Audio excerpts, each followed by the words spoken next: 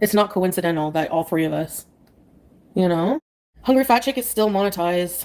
Yeah, that's what pisses me off about YouTube's policies. That's why I'm laughing because they're not consistent whatsoever. Yeah. Like, what in the hell, man? Hi guys, how are you doing today? My name is Kidneyjay. The J stands for jerk because my kidneys are a pair of jerks. And yes, that was the artist formerly known as Foodie Beauty on YouTube, now on the Beezer Show, as well as Twitching Foodie on Twitch, talking about Hungry Fat Chick, how she has not lost her monetization. And Hungry Fat Chick did have something to say about it in a community post, and that's what this video is going to be about. But before I do get started, if you could please comb some hairs on that like button, maybe put a wig on that subscribe button if you are new, as well as I do have memberships listed down below if you want to support my humble little channel. That way you can. So unless you have been hiding, maybe just awakening from a giant fast food coma, you would know that YouTube has actually been enforcing their policy regarding self-harm and ED. Now, several of the big ones have lost their monetization. First started with Amber Lynn Reed, then you had Corky Loves Rosie lost their monetization, and then finally the biggest, squeakiest wheel of them all lost their monetization, Foodie Beauty, and she had something to say about potentially Hungry Fat Chick not losing their monetization.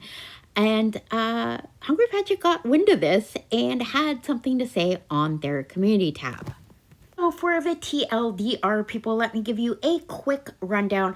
Basically, Hungry Fat Chick says she's aware that YouTube is probably poking around her channel. She talks about this donut mukbang she did in 2017 that lost monetization and still lost monetization after years of appeal, but was all of a sudden reinstated. She also goes on to say how she's been building up her spank bank material, saying she can do custom content phone saxophone at 1-800-MOAN-4-YOU. That's not the number, but she does say she does have a 1-800 number for those purposes. Of course, the corn and the lonely hands content. So in the last paragraph, she leaves some advice to Foodie Beauty. Candy writes, thanks again for the folks who are looking out for me and actually care about my well-being during all of this.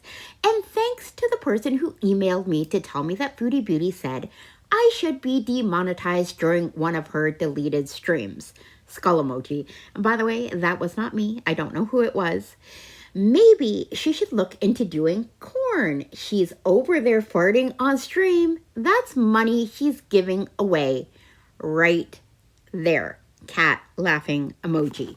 So Beans, tell me down below in the comments what you think of all this. If you think Hungry Fat Chick should rightfully be demonetized, even though she did say in this community post she does not talk about BINGE or stuff like that on her channel. And I'm sure you guys know Hungry Fat Chick has a separate channel called Amezura Darkstar where she talks about weight loss, health, mental health, all those things, and that channel is not monetized. What do you think? Do you think Foodie Beauty should start her own Only Farts? Maybe start up her own 1-800 number type of deal situation? Hungry Fat Chick has been in this industry, YouTube, as well as online fetish sites for years. So I do believe that when Hungry Fat Chick says she knows what's going to make money for Foodie Beauty, I believe her. And I do believe that some flatulence might make some money. Anyways, guys, that's it for me. Leave your comment down below. Let me know what you think. I'm sure a lot of people will think that Hungry Fat Chick should be demonetized and is just waiting for that as well. Thank you, guys. I'll see you on the next one. Bye now. That's all good, though.